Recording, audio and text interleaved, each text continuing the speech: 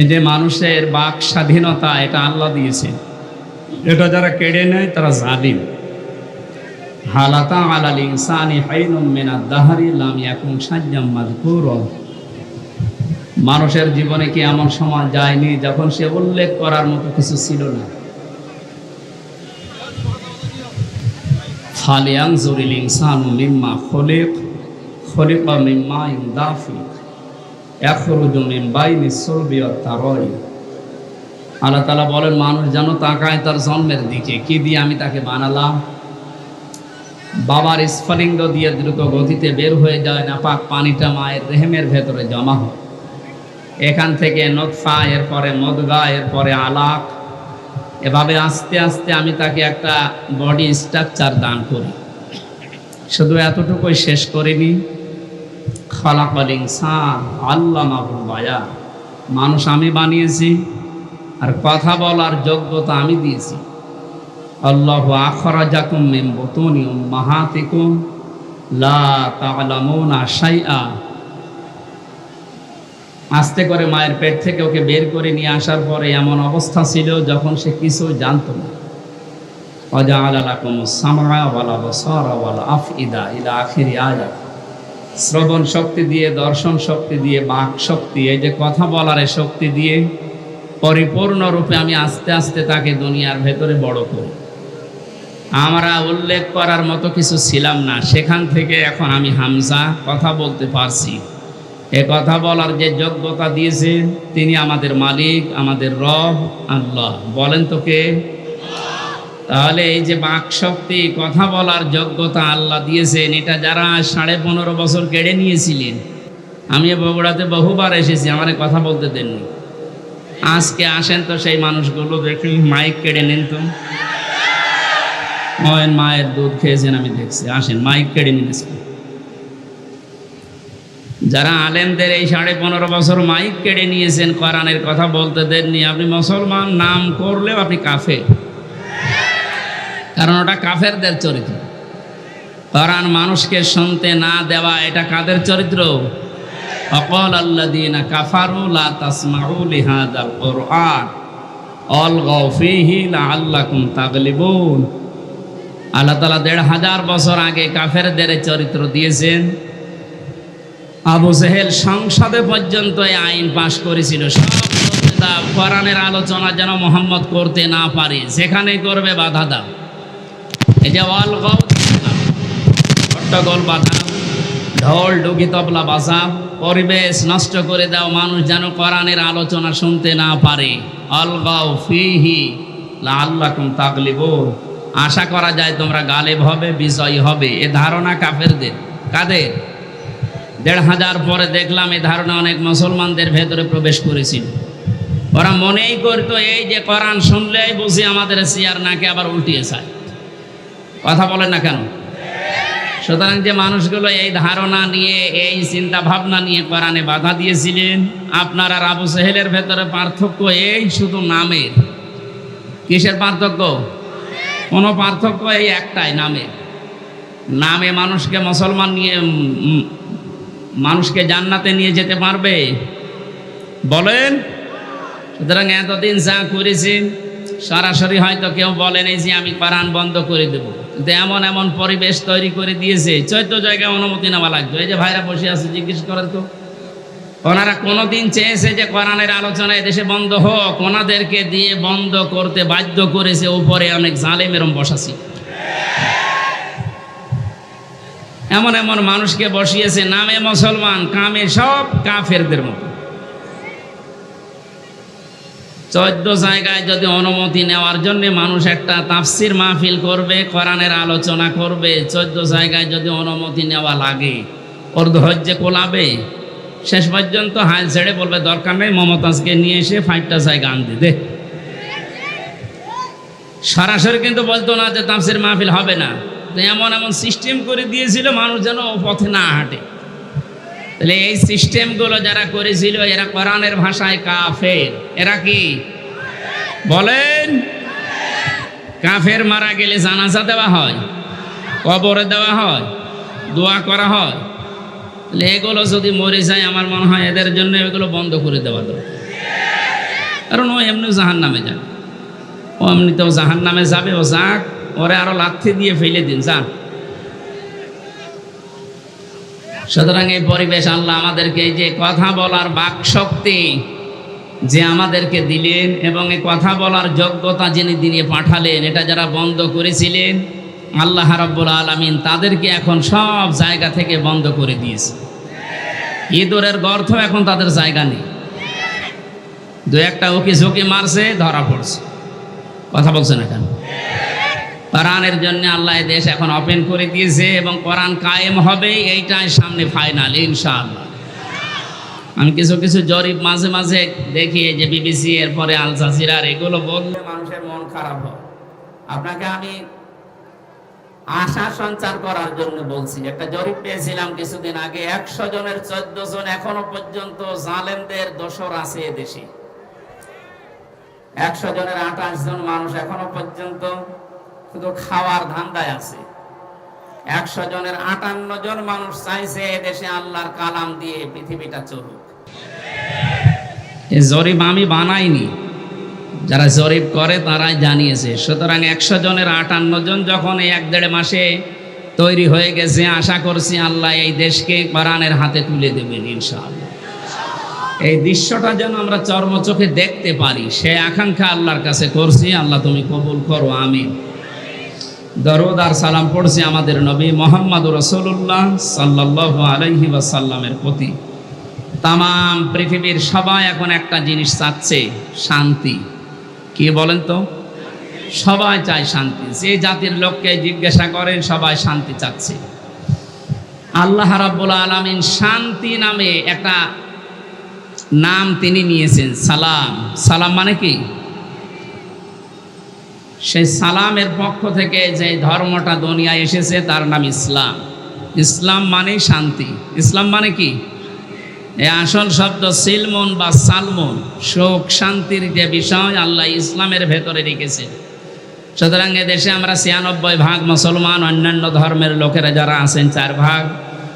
সবাই যদি ইসলামকে নিয়ে আসতে পারি, কাঙ্ক্ষিত মানের শান্তি এদেশে আমরা দেখতে পারবো ইনশাআল্লাহ। এদেশে মসজিদ যেমন পাহারা দেওয়া লাগে না, 3.5 লাখের উপরে মসজিদ আছে, পাহারা দেওয়া লাগে? আরো জোরে বলেন। মসজিদ যেমন পাহারা দেওয়া লাগে না, ইসলাম এদেশে যদি এসে যায় মন্দিরও পাহারা দেওয়া লাগবে না। যে যার ধর্ম ওপেন ভাবে নিরাপত্তার সাথে পালন করবে, কোনো অসুবিধা নেই। অনেকের ধারণা এই যে ইসলাম আসলে আমি যে একটু লাল পানি খাই ওটার কি হবে, কোনো অসুবিধা নেই। অনেকে বলে যে আমি আকিস বিড়ি খাই, আজিজ বিড়ি খাই, এইটার কি হবে? আপনি মসজিদের ভেতরে যদি প্রবেশ করেন, মসজিদ এমন একটা জায়গা, সেখানে গেলে যদিও আপনার বিড়ি খেতে মনে চাচ্ছে খেতে পারবেন, যদিও ডাল বাবা খেতে মনে চাচ্ছে ওই পরিবেশে খেতে পারবেন, কারণ আপনার বিবেকে বাধা দেবে, কারণ ওই পরিবেশে ওইটা চলে না। কথা বলে না কেন? ওই জায়গাতে বিধান চলে কার? এই জন্য ওখানে প্রবেশ করলেই বলা লাগে আল্লাহুম্মা আফতাহ লি আবওয়াবা রাহমাতিক, হে আল্লাহ তোমার রহমতের যত দরজা, বাবের বহুবচন আবওয়াব বলা হয়, সব খুলে দাও। কারণ পুরা পরিবেশটাই রহমত দিয়ে বেষ্টিত। করেছেন কে? ওখানে আল্লাহর বিধান চলার কারণে যদি পুরা এরিয়া আল্লাহ রহমত দিয়ে ভরপুর করে দেয়, এই 56,000 বর্গ মাইলে ওই আল্লাহর বিধান যদি কায়েম হয়, 100 ভাগ আমরা বিশ্বাস করতে পারি 56,000 বর্গ মাইল মসজিদের মতো নিরাপদ হয়ে যাবে। এরকম জায়গায় আপনার আর লাল পানি খেতে মনে চাইবেন। কথা বলেন না এখন? এক লোক ওয়াজ শোনার পরে বলেছিল জান্নাতে নাকি সব পাওয়া যায়, ওয়ালাকুম ফিহা মা তাশতাহি আনফুসুকুম ওয়ালাকুম ফিহা মা তাদউন। মনের ভেতরে কামনা বাসনা যা আছে সব নাকি পাওয়া যায়। বিড়ি পাওয়া যাবে, বিড়িও পাওয়া যাবে, কিন্তু বিড়ি খাওয়ার মতো মন আপনার থাকবে না। ও নাপাক জিনিস খাওয়ার মতো মন আপনার তৈরি হবে না। জাহান্নামের যে 7টা খাবারের কথা আছে, তার প্রথম নাম্বার খাবার হচ্ছে আগুন। নাম কি? বলেন বলেন। বিড়ি যেটা দিয়ে খায় ওটার নাম কি? তা আপনি কি জাহান্নামের ওই খাবার খেতে পারেন? আমার মনে হয় বগুড়াতে বিড়ি খাওয়া লোক, সিগারেট খাওয়া লোক নেই নাকি? যদি থাকেন আপনি এই বদ অভ্যাস ছেড়ে দিন। দেবেন তো? কারা বিড়ি সিগারেট ছেড়ে দেবেন দেখে হাত তোলেন তো। ও, আপনার এই এলাকায় আছে বোঝা যাচ্ছে। খান, আস্তে আস্তে ছেড়ে দেবেন ইনশাআল্লাহ। শান্তির জন্য আজ বিভিন্ন ধান্দা করা হচ্ছে, বিভিন্ন জায়গায় আমরা ধর্ণা দিচ্ছি। আল্লাহর পক্ষ থেকে শান্তির যে বিধান আমাদের কাছে এসেছে, ইন্নাদ-দীনা ইনদাল্লাহিল ইসলাম, পৃথিবীতে যদি কেউ শান্তি পেতে চায় তার মনোনীত যে পাঠানো ইসলাম, এইটার কাছে আত্মসমর্পণ করা লাগবে। কথা বলেন না কেন? সুতরাং ওপেন ভাবে বলছি, এদেশে যদি শান্তি, সর্বাত্মকভাবে আমরা শান্তি, স্বস্তি, নিরাপত্তা চাই, ইসলামের বিকল্প কিচ্ছু নেই। যত তন্ত্র মন্ত্র, যত বাদ আছে সব আমাদের এই 53 বছরে দেখা হয়ে গেছে। এ কথা বলেন না কেন? 53 বছর বাবা চালিয়েছে, আমরা অনেকে দেখি, আমি দেখি না, এ মুরব্বী দেখিস। আপনাদের শহীদ প্রেসিডেন্ট জিয়াউর রহমান চালিয়েছে, আমি দেখি না, ওনারা দেখেছে। এই যে পাঁচের চাচা এরশাদ চাচা চালিয়েছে, ও আমি দেখি না, আমার 92 সালে জন্ম। আপনাদের এই জেলার ভাবি পুত্রবধূ উনি চালিয়েছে। পাশের জেলার পরের জেলা রংপুরের ভাবি, ববু বলা হয় যাকে, উনি চালিয়েছে। কত বছর আমরা দেখলাম, কাঙ্ক্ষিত মানের শান্তি পেয়েছি বলেন। এখন শুধু দেখতে বাকি আছে যে কোরআন দিয়ে চললে কেমন দেখা যায়। একটু একটু মনে আশা জাগে না যে কেমন লাগে, একটু দেখি তো। আমার তো জীবনের সবচাইতে বড় আশা, আকাঙ্ক্ষা, তামান্না এইটা, আল্লাহ যা করো করো, অন্তত চর্ম চোখে এটা দেখে মরার তৌফিক দিয়েও যে 56,000 বর্গ মাইল কোরআন দিয়ে চলছে। এটা কারা চান দেখি? লিল্লাহে তাকবীর। আন্দাজ হাত তুলেন না, এটা কিন্তু সাক্ষী দেওয়া। এটার পক্ষে থাকা লাগবে, যেটা আমরা দেখতে চাই যে আসলে এটা দিয়ে চললে কেমন দেখা যায়। মক্কা মদিনায় আমি ছিলাম, আমি দেখেছি ওখানে 100 ভাগ এটা চলে না, 70 ভাগ আছে, তাই যে শান্তি পাওয়া যায়। এখানে যদি 100 ভাগ কায়েম হয়ে যায়, বাংলাদেশটা মিনি জান্নাত হয়ে যাবে। আরো জোরে বলেন। বাংলাদেশে জেনারেল যে দলগুলো আছে তাদেরকে বলছি, আমি আপনাদেরকে বাঁচাতে চাই, কারণ কোরআনের চোখ আপনার মুখে নেই, চোখে নেই, এই জন্য আপনি হয়তো অন্য কিছু দেখেন।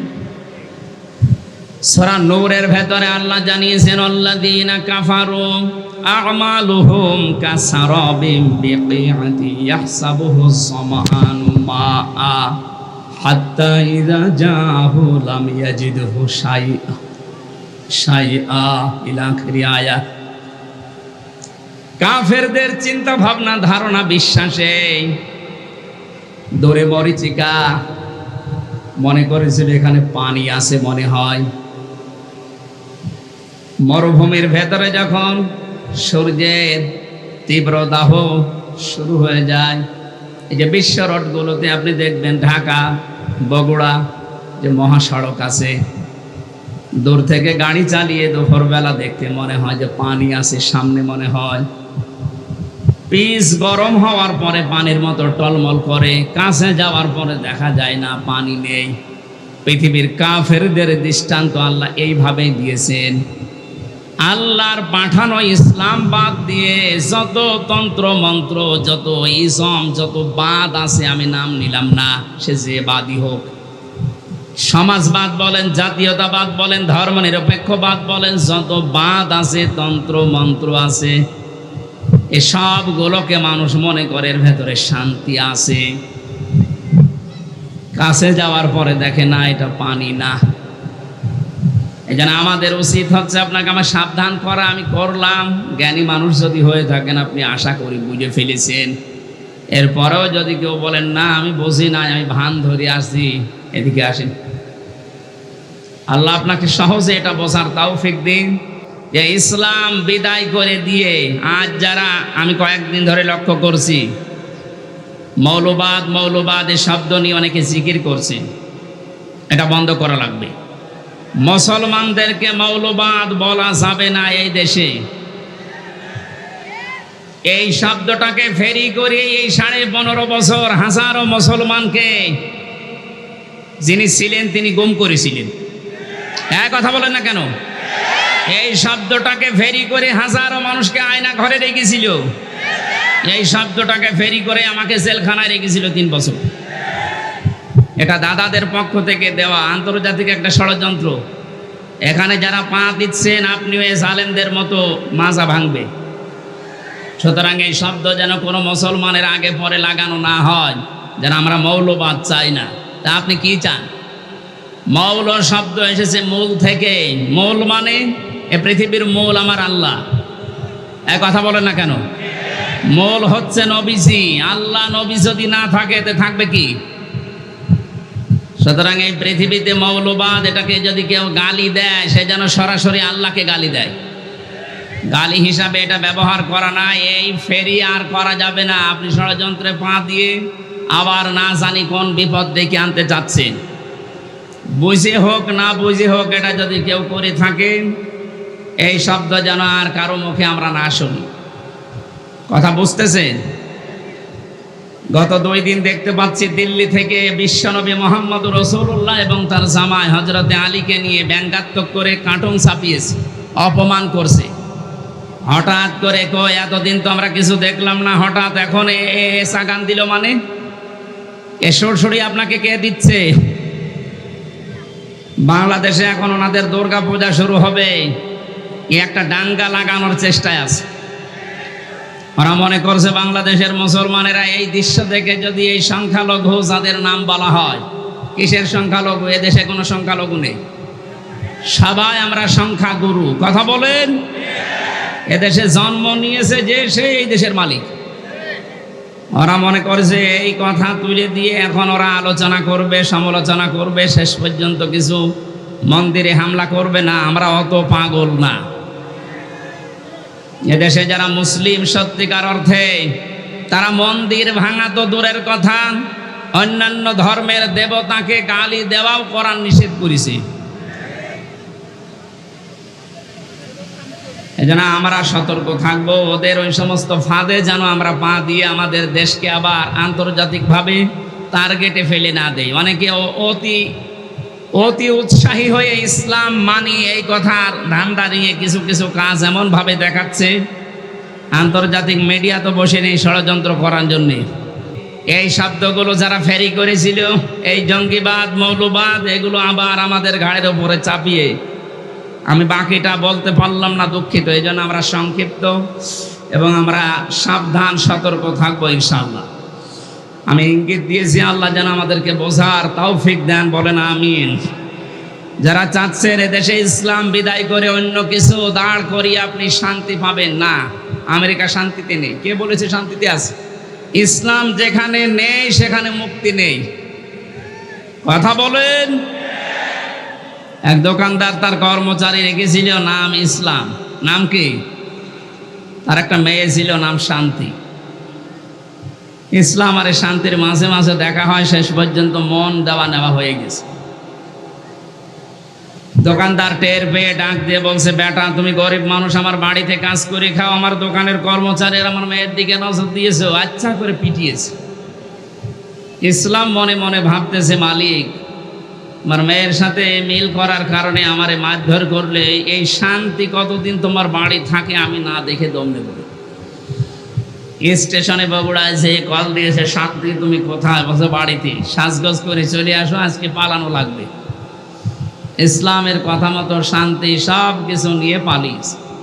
সকালবেলা এই লোকটা রাস্তায় দৌড়াচ্ছে আর এলাকার মানুষকে বলছে, আমার শান্তি গেল কোথায়? লোকজন বলছে, শান্তি গেল কোথায় মানে? যে আমার মেয়ে শান্তিকে আমি খুঁজে পাচ্ছি না। লোকজন ডাক দিয়ে বলে, বেটা তোমার দোকানের সে কর্মচারী ইসলাম কোথায়? ওকে তো আমি মারধর দিয়ে বের করে দিয়েছি। মানুষজন বলে, তুমি কি মাথা খারাপ না পাগল? ইসলাম মারধর ধরে বের করে দিলে এখন শান্তি তালাশ করো? ইসলাম যেখানে আছে শান্তি ওখানে গেছে। এইটা আজ যারা বের করে দিতে যাচ্ছেন, এইটা বের করে দিলে এসে আর কিছু থাকবে না। কারণ এখানে ৯৬% মুসলমান। কত ভাগ? নামাজ কালাম কম পড়তে পারি, কিন্তু আল্লাহ রসুলের বিরুদ্ধে আমরা এ দেশে অন্তত ৯৬% মানুষের কেউ নেই। কথা বলে ঠিক কিনা? আল্লাহ আমাদেরকে সম্মতি দিন, বলেন আমিন। কোরআনে কারীম থেকে আমরা সূরা আনআমের ৮০, ৮১, ৮২ এই আয়াতগুলো তিলাওয়াত করেছি। আমি এত লম্বা কথা কোনো জায়গায় বলি না, বেশি হয়ে গেছে আজকে। সংক্ষেপ করছি আলোচনাটা শুধু শিক্ষাগুলো নিয়ে আসার জন্য, খুব খেয়াল করে শুনবেন। আল্লাহ রাব্বুল আলামিন হযরত ইব্রাহিম আলাইহিস সালামের এবং তার বাবার কিছু কাহিনী এখানে তুলে ধরেছেন। শিরিক এবং ঈমান, এটা সেই পৃথিবীর লগ্নের পর থেকে আরম্ভ হয়েছে এই দুইটার সংঘর্ষ। কোন মানুষ যদি শান্তি, স্বস্তি, নিরাপত্তা চায়, সে যেন তার বিশ্বাসের সাথে অন্য কিছুকে যোগ না করে। এটা যারা যোগ করেছে, যুগে যুগে তাদের শান্তি, স্বস্তি, নিরাপত্তা হারিয়ে গেছে। আর যারা তাদের ঈমানের সাথে জুলুমকে, শিরিককে মিশ্রিত করেনি, আল্লাহ তাদেরকে শান্তিতে রেখেছে। যে মানুষগুলো আজ আল্লাহর বিধানের সাথে, আল্লাহর শক্তির সাথে, পাওয়ারের সাথে অন্য কাউকে শরিক করে বুক ফুলিয়ে বেড়ানোর চেষ্টায় আছেন, আপনি কি মনে করেন? আপনি বাতিলের পক্ষে, আল্লাহর বিরুদ্ধে অবস্থান নিয়ে কোনো ভয় নেই, চিন্তা নেই, আর আমি আল্লাহর পক্ষে অবস্থান নিয়ে ভয় করব, আপনি এই কথা মনে করেন? আল্লাহ ওইটা আমাদেরকে শুনিয়েছে। রব্বুল আলামিন বলেন, কাইফা আখাফু মা আশরাকতুম ওয়ালা তাখাফুনা আন্নাকুম আশরাকতুম বিল্লাহি মা লাম ইউনাজ্জিল বিহি আলাইকুম সুলতানা। ১৫০০ বছর আগে আয়াতটা নাযিল হয়েছে। আমি আয়াতের তাফসীর যখন পড়ি, আমার মনে হয় বাংলাদেশ দেখি আল্লাহ এই মাত্র নাযিল করেছে। এদেশে বহু মানুষ আজ ইসলামপন্থী যারা, এদের কথাগুলো তারাও বোঝে, তারাও দেখে এদের কাজ কারবার। দেখার পরেও মানুষগুলো না দেখার মনে হয় ভান করে থাকে। এরা চায় আল্লাহর একাত্মবাদ, আল্লাহর ওয়াহাদানিয়াতকে দেশে প্রতিষ্ঠা করতে। আর মানুষগুলো আল্লাহর বিপক্ষে অবস্থান নিয়ে, আল্লাহর আইনের বিপক্ষে নতুন আইন তৈরি করে শিরিক করে আর বুক ফোলাতে। আল্লাহ তাআলা নবীজিকে দিয়ে বলাচ্ছেন, হে নবী, আপনি এই কথাটা মানুষকে জানানো। কাইফা আখাফু, কেমন করে আমি ভয় করি, মা আশরাকতুম, যা তোমরা শরিক করো, ওয়ালা তাখাফুনা আন্নাকুম আশরাকতুম বিল্লাহ, তোমরা আল্লাহর সাথে শরিক করে, তার সাথে অংশীদার স্থাপন করে ভয় করো না। আর আমরা আল্লাহর একাত্মবাদ এই দুনিয়ায় প্রতিষ্ঠা করতে গিয়ে ভয় পাবো কোন কারণে? তোমাদের পক্ষে কোনো দলিল নেই, সব মন গড়া কথা। আর আমি যেটা করতে চাই এটার পক্ষে আমার আল্লাহর পক্ষ থেকে দলিল আছে। শান্তি, স্বস্তি, নিরাপত্তা এইটা দেওয়ার একচ্ছত্র মালিকানা দুনিয়ার কেউ না। কার বলেন তো? ফাজলুল ফারিকাইন আহাক্কু বিল আমনি, এই দুই দলের ভেতরে নিরাপত্তা পাওয়ার জন্য সবচাইতে বেশি হকদার কারা? ইন কুনতুম তা'লামুন, যদি তোমাদের জানা থাকে বলো দেখি। এ প্রশ্ন ছুড়ে দিয়ে আল্লাহ নিজেই জবাব দিচ্ছেন, আল্লাযীনা আমানু ওয়া লাম ইয়ালবিসু ঈমানাহুম বিযুলমিন উলাইকা লাহুমুল আমনু ওয়া হুম মুহতাদুন। এই পৃথিবীতে শান্তি, স্বস্তি, নিরাপত্তা, এ শব্দটা তাফসিরে বারবার আমি লেখা পেয়েছি, এই জন্য উচ্চারণ করছি। তামাম দুনিয়ার মানুষ কিন্তু এইটাই চায় যে আমি শান্তিতে থাকতে চাই, আমি স্বস্তি চাই, আমি নিরাপত্তা চাই। আল্লাহ বলেন, এটা আমি শুধুমাত্র নির্ধারিত করে দিলাম তাদের জন্যে যারা দুনিয়ায় ঈমান আনে। জোরে বলেন সুবহানাল্লাহ। প্রশ্ন আসতে পারে, আমার তো ঈমান আছে, তারপর আমি শান্তি পাই না কেন? না, ঈমান যদি কেউ আনে, পরবর্তী শব্দ হচ্ছে ওয়ালাম ইয়ালবিসু ঈমানাহুম বিযুলমিন, সেই লোকটা যেন তার ঈমানকে জুলুমের সাথে মিশ্রণ না করে। আজ এই 15.5 বছরের দিকে আমরা তাকিয়ে দেখছি, অনেক উন্নয়ন আমাদের চর্মচোখে দেখানোর চেষ্টা চালানো হয়েছে, কিন্তু মানুষগুলো ঈমানের সাথে জুলুমকে, শিরিককে মিশ্রিত করার কারণে আল্লাহ শান্তি, স্বস্তি, নিরাপত্তা সব উঠিয়ে নিয়েছে। আমার কথার অর্থ বোঝেন? সুতরাং আমাদের ঈমান আছে, তখন আমরা শান্তি পাবো যে সময় আমাদের ঈমানের সাথে নিরাপত্তা স্বস্তি ফিরে আসবে। ওই সময় আমাদের ঈমানের সাথে যখন জুলুম মিশ্রিত না হবে। 15.5 বছরে যে প্রকার জুলুম হয়েছিল তার একটু বাস্তব উদাহরণে আয়না ঘরটা। দুনিয়ার আমি সব কিছু বাদ দিয়ে দিলাম, শুধু এতটুকু যদি আপনার বিবেক থাকে ভাবেন তো, একটা মানুষকে 1 দিন 2 দিন 5 দিন না, একটা জীবিত মানুষকে 8 বছর মাটির নিচে 3.5 হাত ঘরের ভেতরে, কোনো আলো বাতাস কোনো শব্দ নেই সেখানে। আমি নিজেও 10 দিন ছিলাম।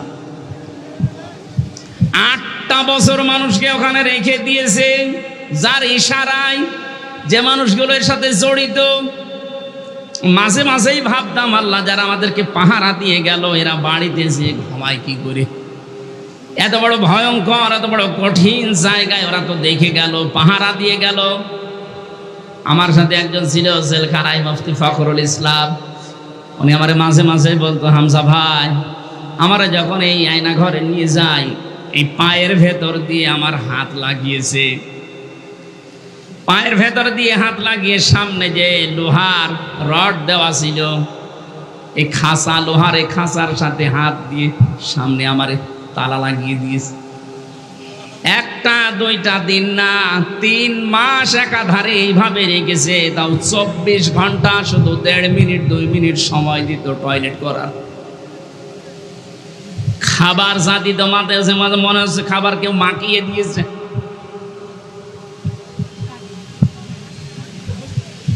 আপনি একটু বিবেক দিয়ে ভাবেন তো, একটা কোনো মানুষ যার ন্যূনতম বিবেক আছে, ঈমান না থাক বিবেক তো আছে আপনার, এটা মেনে নেওয়া সম্ভব? আপনি দাবি করছেন আমার ঈমান আছে, আমি তো শান্তি স্বস্তি নিরাপত্তা পাই না। আরে ভাই, আপনার ঈমানের সাথে তো জুলুম মিশ্রিত। এখানে জুলুমের অর্থ তাফসিরে এসেছে জুলুম আই শিরিক। যাদের ঈমানের সাথে জুলুম মিশ্রিত থাকবে, শিরিক মিশ্রিত থাকবে, তাদের জীবন থেকে আল্লাহ শান্তি তুলে নেবে, স্বস্তি বাদ দিয়ে দেবে, নিরাপত্তা আল্লাহ নিজে তুলে নেবে। বলেন নাউজুবিল্লাহ। এই জুলুমের যখন একেবারে শেষ হয়ে যায়, তখন আল্লাহ পাক ধরেন। কালকে একটা আয়াত পেয়েছিলাম কোরআনে কারিমে, আমি এর আগেও পড়েছি, কিন্তু আগস্টের 5 তারিখের সাথে দেখলাম আয়াতটা 100 ভাগ মিলে গেছে। সূরা আনআমের 44 নম্বর আয়াতটা, ফালাম্মা নাসু মা যুক্কিরু বিহি ফাতাহনা আলাইহিম আবওয়াবা কুল্লা শাইইন। আল্লাহ পাক বলেন, যখন এই মানুষগুলো আমার বিধান, আমার আইন, আমার কানুন তাদের কাছে যাবার পরে আস্তে আস্তে ভুলে গেল, তাদের শান্তির, তাদের ক্ষমতার, তাদের যে বাহনগুলো, এগুলো আমি আল্লাহ আরো বাড়িয়ে দিলাম। লাফাতাহানা, আমি আল্লাহ খুলে দিলাম। ফাতাহানা আবওয়াবা কুল্লা শাইইন হাত্তা ইযা ফারিহু বিমা উতু। আমার এই নিয়ামত পাওয়ার পরে মানুষগুলো আরো বেশি আনন্দিত, এত আনন্দিত হয়েছিল যে পেছনের কোনো কথা তাদের আর মনে ছিল না। আয়াতটা নাজিল হয়েছে 1500 বছর আগে, অথচ 15.5 বছরের সাথে মিলালে আমার মনে হচ্ছে মিলে যাচ্ছে। 2006 সালে এই অক্টোবরের 28 তারিখে যারা পিটিয়ে মানুষ হত্যা করে ড্যান্স দিয়েছিল লাশের উপরে, এটা দেখার পরে ওই সময় আমি চিন্তা করেছিলাম, আল্লাহ এরাও মানুষ? আমার মনে হয় না। কোন জায়গা থেকে যেন একবার তাফসির মাহফিল শেষ করে বাড়ি যাচ্ছিলাম, বাসের পেছনে ছিলাম বসা, ড্রাইভারের মাঝখানে দেখলাম রাস্তায় একটা কুকুর পড়ে আছে মরে। ড্রাইভার সাহেব মাঝখান দিয়ে না দিয়ে বাম দিয়ে চালিয়ে দিল, তো গাড়িটা ঝাঁকি দিয়ে উঠেছে। ড্রাইভারকে বললাম, ভাই আপনি এমন করলেন কেন? ড্রাইভার আমারে বলে, হুজুর আপনি দেখতে পাচ্ছেন না যে একটা কুকুর মরে পড়ে আছে? আমি মরা কুকুরের ওপর আবার গাড়ি চালিয়ে দেব, আমার বিবেক নেই? আমি বললাম, ভাই তো মরা কুকুর, ও মরে গেছে, ওকে মারলে কি আর না মারলে কি? ড্রাইভার আমার দিকে ঘুরে বলছে, হুজুর আপনি কি আসলে হুজুর? আপনি কেমন হুজুর? আপনি দেখছেন একটা জিনিস মরিয়ে গেছে, আমি ডবল করে আবার মারবো, আমার বিবেক নেই? গায়ে থাবা দিয়ে বললাম, এই কথাটা শোনার জন্য আমি ছিলাম। একটা মরা জিনিস ডবল করে মারা যায় না, আপনার বিবেকে এটা সায় দিচ্ছে। অথচ বাস্তবতায় দেখেন, এই দেশে অনেক মানুষকে আমরা দেখেছি জীবিত মানুষ পিটিয়ে মারার পরে লাশের উপরে ড্যান্স দিয়েছে। আপনার মতো বিবেকও তাদের নেই। আপনি একটা কুকুরকেও, মরা কুকুর আবার ডবল করে মারতে চান না, আর ওরা জীবিত মানুষকে হত্যা করে লাশের উপরে ড্যান্স দেয়। ওরা কোন মানুষ? এটা দেখার পরেই ভেবেছিলাম, না আল্লাহ এরকম এত বড় নৃশংস কাজ যারা করতে পারে তাদেরকে আল্লাহ দুনিয়ায় কোনোদিন শান্তি দেবে না। ক্ষমতা পাওয়ার তাদের হাতে আল্লাহ দেওয়া সম্ভব না, কিন্তু দেখলাম না, ঠিক 2 বছর পর আল্লাহ তাদেরকে 9 সালে দিয়েছে। কথা বলেন না কেন? দিল 9 বছর, 5 বছর পরে মনে করলাম 13 সালে যাকে মনে হয় পড়ে যাবে। না,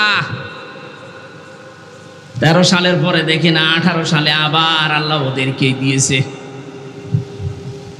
18 সালের পরে মনে করলাম না, আর টেকা সম্ভব না। শেষ পর্যন্ত দেখলাম 24 সালে আবার আল্লাহ ওদেরকে দিয়েছে। কথা বলছে না কেন? আল্লাহ রাব্বুল আলামিন বলেন, মানুষ যখন আমার বিধান ভুলে গিয়ে তাদের মন মতো কাজ করতে গিয়ে জুলুমের একেবারে সর্বশেষ সীমা পার হয়ে যায়, ফাআখাযনাহুম বাগতাতান, আমি হঠাৎ করে তাদেরকে এমন ভাবে পাকড়াও করি তারা দিশেহারা হয়ে যায়। 1500 বছর পরে 2024 সালের 5 আগস্টের দিকে তাকান, 100 ভাগ একটা মিলে যাচ্ছে।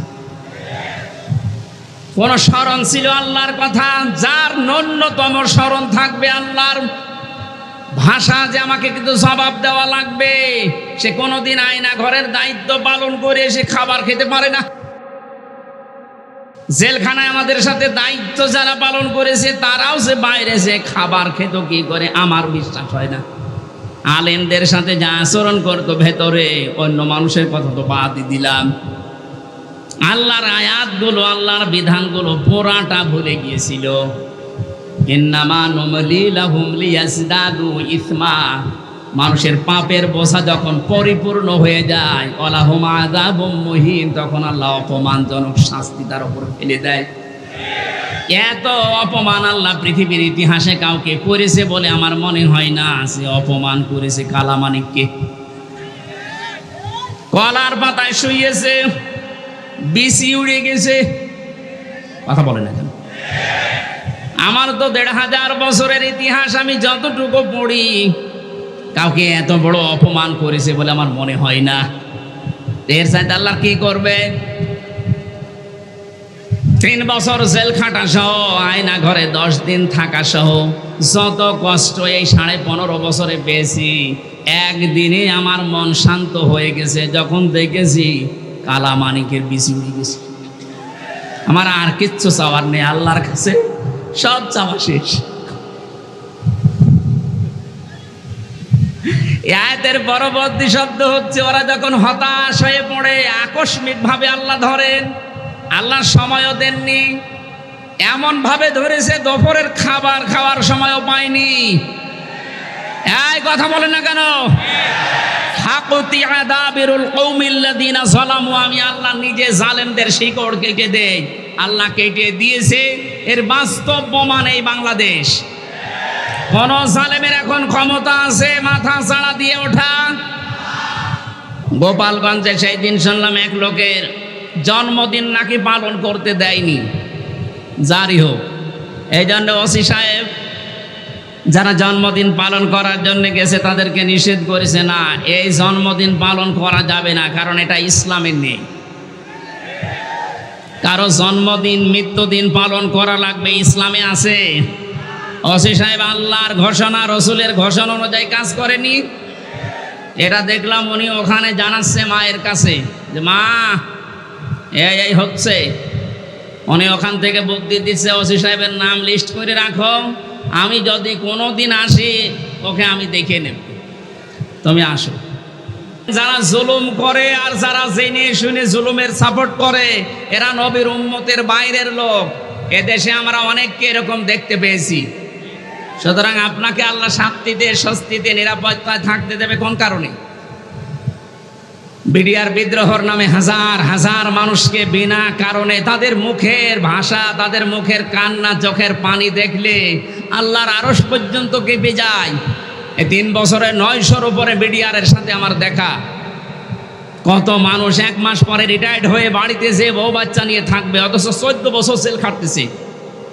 রাতে তাহাজ্জুদ পড়তে যখন উঠতাম দেখতাম এই মুরব্বী মানুষ, এরকম মুরব্বী মানুষ 14 বছর জেলে আছে। রাতের বেলা ঘুমের ভেতরে ঘুম থেকে উঠে এমন একটা আওয়াজ দিত, আমার মনে হয় আরো সে চলে যায়। 60 বছর 65 বছরের এই মুরব্বী মানুষ চোখের পানি ফেলে কাঁদতো, হামজা ভাই জীবনের 1 মাস পরে রিটায়ার্ড হয়ে যেতাম, বিনা কারণে কিচ্ছু জানি না। যদি শাস্তিও দিয়ে দিত মাত্র 7 বছর জেল হতো, অথচ 15 বছর পড়ে আছি। কি জবাব দেবেন আপনি এই জুলুমের?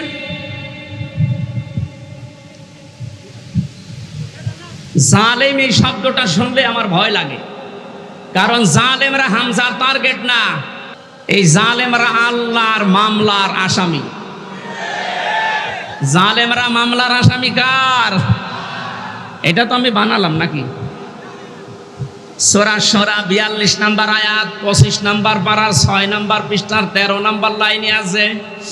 আমি যত তাফসীর পড়েছি বিশ্ববিদ্যালয়ে থাকাকালীন সব মুফাসসির আয়াতের ব্যাপারে একমত। খুব ভালো করে শুনেন, ইন্নামাস সাবিলু আলাল্লাযীনা ইয়াযলিমুনান নাস। অবশ্যই আমি আল্লাহ মামলা দায়ের করব। এই এদিকে তাকান। অবশ্যই আমি আল্লাহ মামলা দায়ের করব তাদের বিরুদ্ধে যারা মানুষ হয়ে মানুষের উপরে জুলুম করেছে। এই আয়াতটা বাংলাদেশের সাথে মিলান, আমার তো মনে হয় অনেকের জীবনে এটা মিলে যাচ্ছে। কোন কারণে কিচ্ছু জানে না লোকটা, ঘুমিয়ে আছে ঘরে, ঘুম থেকে উঠে যাচ্ছে জেলখানায়। কি গো তুই গাছ কেটেছিস, অথচ গাছ কাটা কি ও কিছুই জানে না। এরকম মিথ্যা মামলা দেশে ছিল না? আরো আসতে বলেন। এ বিষয়গুলো আমি নিজে জানতাম না, জেলখানায় 3টা বছরে ধাপে ধাপে দেখেছি, তাই বলছি। বললাম না 100 জনের 70 জন মানুষ অন্তত কিছু জানে না। জেলে ঘুমিয়ে আছে, পরের দিন আবার ঘুম ভাঙার পরে কোথায় গো? বাড়িতে। কেন? কিছুই জানে না। মাঝখান থেকে পরিবারের কাছ থেকে 1.5-2 লাখ টাকা নিয়ে আল্লাহর ওলি জামিন করিয়ে দিয়েছে। এই জুলুমের শেষ কোথায়? আপনি কি জবাব দেবেন আল্লাহর কাছে? এজন্য জালেমদের কোন সম্পদ আল্লাহ দুনিয়ায় কাজে লাগাতে দেয় না। তার বাস্তব প্রমাণ এই দরবেশ কত টাকার মালিক ছিল আপনি হিসাব করতে পারেন? কি হয়েছে তার টাকাগুলো? এখন শানের উপরে ঘুমানো লাগে। আমাদের যেখানে রেখেছে 3টা বছরে এই মাটির উপরে, শানের উপরে, এখন তার ওই জায়গায় থাকা লাগছে। কি হচ্ছে তার ওই অর্থ সম্পদগুলো, এই টাকাগুলো কোনো কাজে আসতেছে?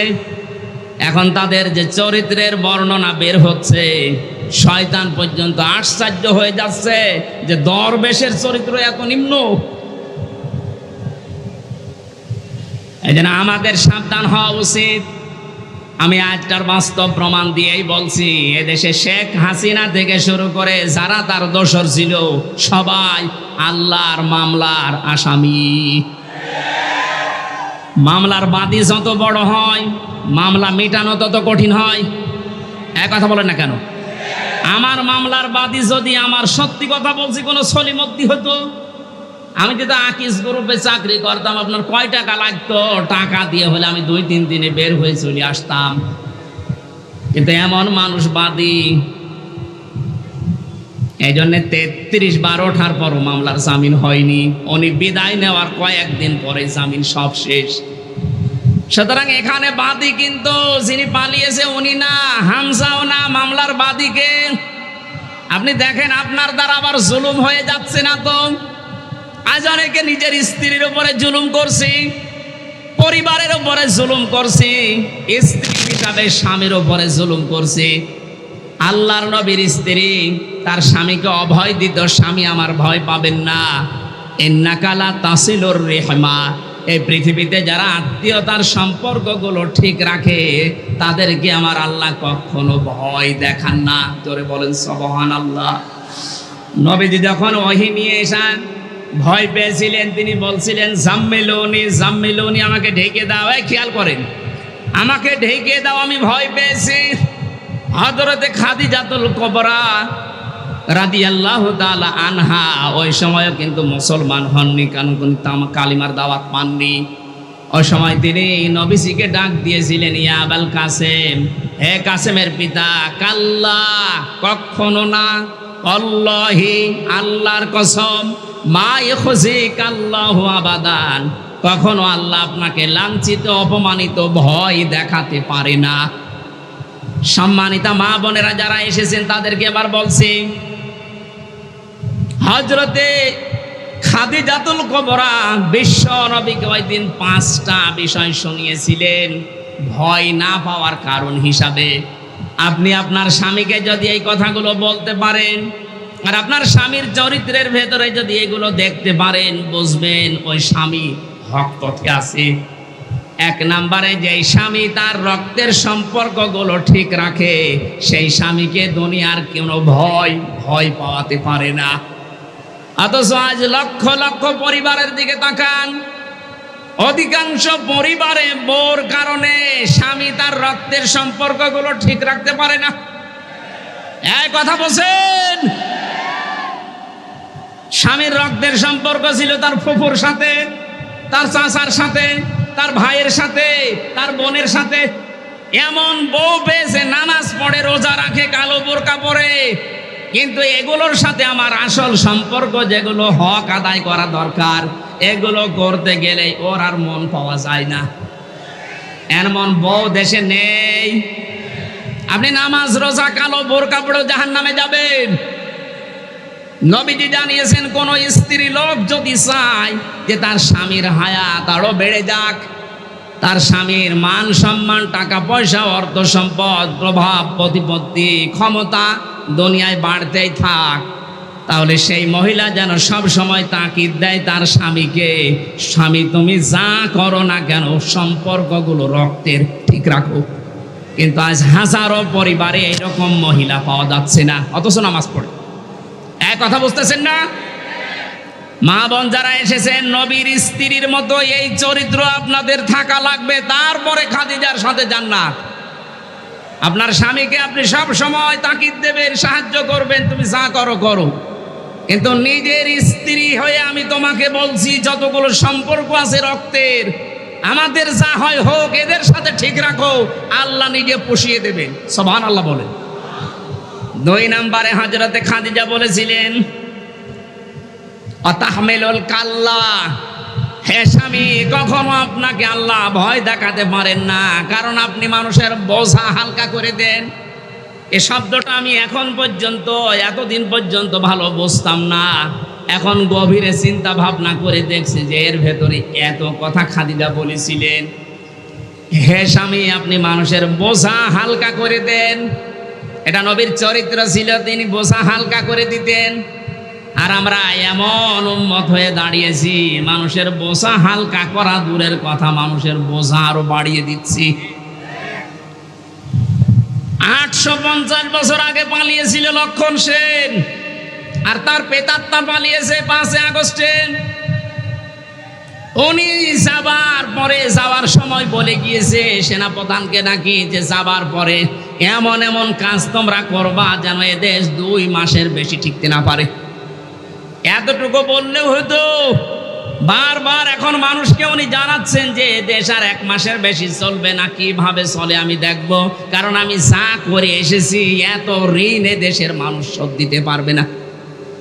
এত ঋণের বোঝা আপনি রেখে গেলেন। এদেশের প্রতিটি মানুষের মাথা পিছু ঋণ এখন 1 লাখ। ঋণের বোঝাগুলো দিয়ে গেলেন আপনি। রবির উম্মত দাবি করেন 14 বার নাকি হজ করেছেন। কি করেছেন আপনি? নবীর আদর্শ ছিল তিনি মানুষের বোঝা হালকা করতেন, আর সবার বোঝা আপনি দিয়ে গেলেন। আগস্টের 5 তারিখের আগে কত মানুষের পরিবার ধ্বংস করেছেন, কত মানুষের হাত নেই, পা নেই, চোখ নেই, অন্ডকোষ পর্যন্ত নেই। এই মানুষগুলো এখন পরিবারের বোঝা। এই কথা বোঝেন? এই বোঝাগুলো যিনি বানিয়ে গেলেন উনি নবীর উম্মত হতে পারেন? আরো জোরে বলেন না। নবীর উম্মত যে না, সে নবীর উম্মত না, সুপারিশ পাবে। এজন্য আমাদের কাজ হবে আমরা মানুষের বোঝা হালকা করব। ডাক্তার শফিকুর রহমান এইটাই করে বেড়াচ্ছে সারা দেশে। যত মানুষ শহীদ হয়েছে 1880 জনের তালিকা আমরা পেয়েছি। প্রত্যেক পরিবারে 2 লক্ষ করে টাকা দিয়ে আসতেছে। টাকাওয়ালা মানুষ দেশে আর নেই। কিছুটা হলেও তো তাদের বোঝা হালকা হচ্ছে। এটা নবীর উম্মতের কাজ। কার কাজ? যারা মানুষের বোঝা হালকা করে দেয় তাদের ভয় আল্লাহ দূর করে দেয়। এই জন্য ওনার কোনো ভয় আছে?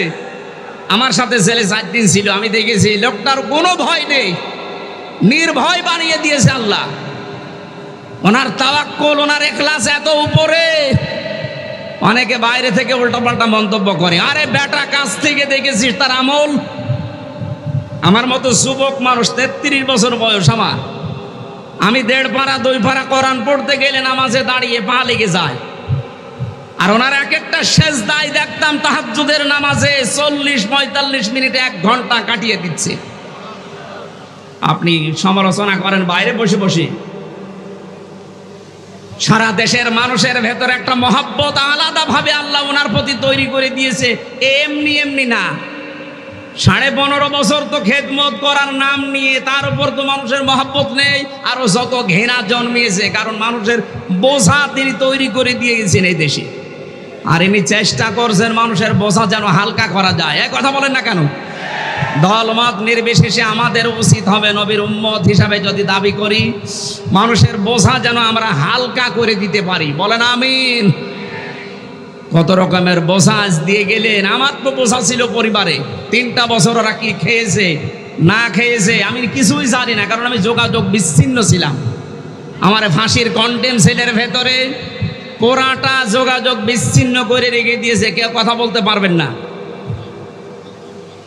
বাইরের মানুষগুলো বেঁচে আছে না জীবিত আছে। আমি জেলে থাকাকালীন আমার দাদা মরেছে, আমার নানা মারা গেছে, আমার নানি মারা গেছে, আমার একটা চাচাতো ভাই মরেছে। আমি কিচ্ছু জানি না। 3 বছর পরে জানলাম তো মরে গেছে। আপনি কোন কারণে কষ্টটা দিলেন? কি অপরাধ করেছিলাম আমি? কোরআনের কথাগুলো সঠিকভাবে তুলে ধরতাম, এইটাই আমার অপরাধ। অথচ আপনি এমন এমন মামলা আমার নামে দিয়েছে, শয়তানও বিশ্বাস করে।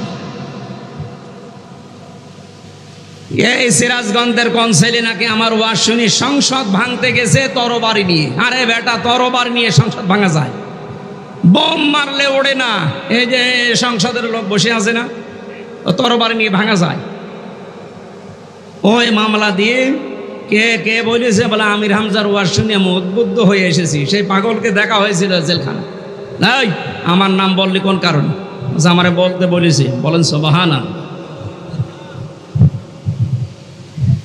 বেচারকে মামলার যেই দিন ঢেসমেশ করে দিল ওই দিন হাঁটছিল। ও যে একটা মামলা হইল, কোন পাগল কোথায় কি করেছে? আমি যে এই কথা আপনি এই 3 বছর পরে বললেন, এটা যদি সেই প্রথম যখন মামলা উঠেছিল 7-8 দিন পরে ওই সময় বলে দিতেন যে না, এ মামলার কোনো ভিত্তি নেই, 3টা বছর আমার বাইরের জীবনে থাকা লাগতো, এই ভেতরে থাকা লাগতো না। কত রকমের বোঝা মানুষের মাথার উপরে চাপিয়ে দিচ্ছেন, আর আপনি নবীর উম্মত দাবি করছেন। আপনি শান্তি পাবেন, স্বস্তি পাবেন, নিরাপত্তা জীবনেও না। যারা মানুষের বোঝা হালকা করে দেয় আল্লাহ তাদেরকে শান্তি দেয়। সুবহানাল্লাহ বলতে পারেন নাই? আমাদের জীবন যতদিন আছে মানুষের বোঝা বাড়াবো না মানুষের বোঝা হালকা করব? যেখানে যতটুকু আছে মানুষের বোঝা হালকা করার চেষ্টা করেন।